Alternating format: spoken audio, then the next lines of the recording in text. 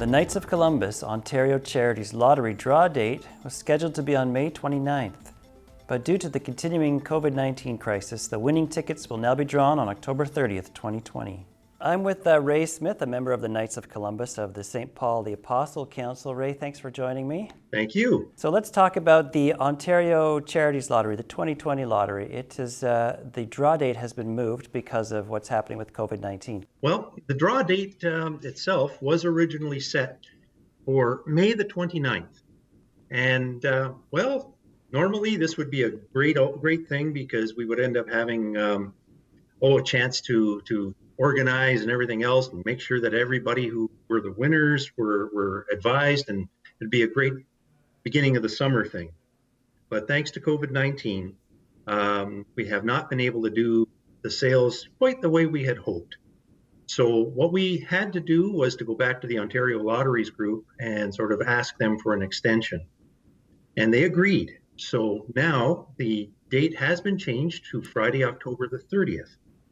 So for all those people who have already bought tickets, it's one of these things where we just ask you to hold on to them because nothing else has changed except for that draw date. So if you have a ticket right now, just hang on to it, put it in a safe place because there won't be a draw in a couple weeks. Yes. So Ray, let's talk about the Ontario Charities Lottery and what it supports. Well, at this point, the main organizations, I guess, that are going to be supported by this year's lottery are the Special Olympics and the Arthritis Society. Now, typically what happens is that this particular draw is one that runs all across the province of Ontario. So it is a provincial lottery, and all that money sort of comes together to the one central part of the Knights. We call it the state executive, if you will. So they collect it all. They pay out whatever has to be paid, and the rest of that money comes back to all the councils who were involved in selling the tickets. Each one of those councils has a list of different charities within their local areas that they will then sort of share that money with. And in our case, well, there are lots of things that we can share here in Kingston, right? There's the Hearing Society, there's the Cancer Society, there's the Arthritis Society, there's all the different food banks. The list goes on and on and on. So you can almost think of just about any charity in the city and the region. Somehow, some way, there will probably be a Knights of Columbus Council that will be contributing to that in some small way.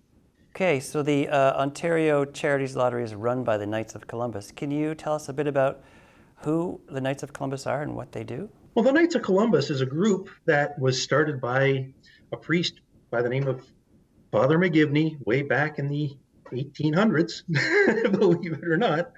And it grew all over the place. What it was a group that was set up to, as a Catholic organization, really, for Catholic gentlemen. And really what it was to do originally was to support widows and children. And it just grew and it grew. And the organization basically has a couple of different founding pillars, if you will. So first one is charity. So that's pretty much where this thing falls in. You know, charity isn't really always all about money. It's about sharing your time. It's about supporting other people and that kind of thing. Another pillar is unity.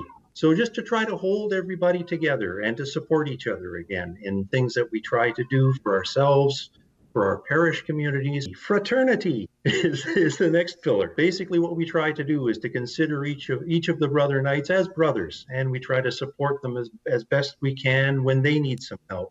But then to work together to support other people and other families as we can.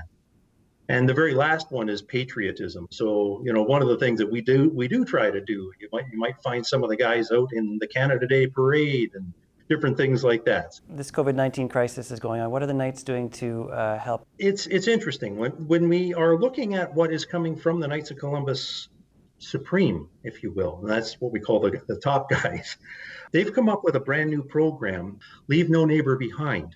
The intention there is for all of the Knights to be able to reach out within their local communities to find out who it is that is vulnerable, so to speak, some of the older people, some of the people who might be sick, some of the other folks, and see if there's any way that we may be able to check on them from time to time, to even just neighborhood by neighborhood, go around and check on the neighbors and sort of say, how are you doing? We've got to do that with each other too, but we've got to check on the neighbors, and that's the beginning of community, isn't it? For every single one of us, start where we are, and then start right around us, and make sure everybody's okay. One of the things that's had an effect on how we are doing things is the fact that we were told we can't get together and hold meetings the way we're used to, right? So what we're doing, most of the councils and assemblies now, is we are starting to use various social media platforms to be able to hold our meetings. And I can tell you, it's been interesting. I mentioned earlier that we have some elections coming up. So to try to hold the elections, boy, oh boy, is that a challenge. But we're trying our best. And it's coming along. But the other things, the business of taking a look at our budgets and being able to still share some of the money that we might have that we've raised in other ways with some of the other charities that are around, we're still able to do some of that. Some of the guys have sort of said, well, we're going to have to become a little more creative in how we might be able to raise money. So, well, there's thinking going on about that right now. It is a challenge because you can't stand outside a grocery store and say, please. So Ray, how are you doing right now? I count myself lucky, to be honest, because I'm among that group of people who's been allowed to work from home. I'm doing okay. Our little house is doing okay. I've been able to get out and do our grocery shopping and do some other weird and wonderful things. So we're believe it or not, I do count my blessings.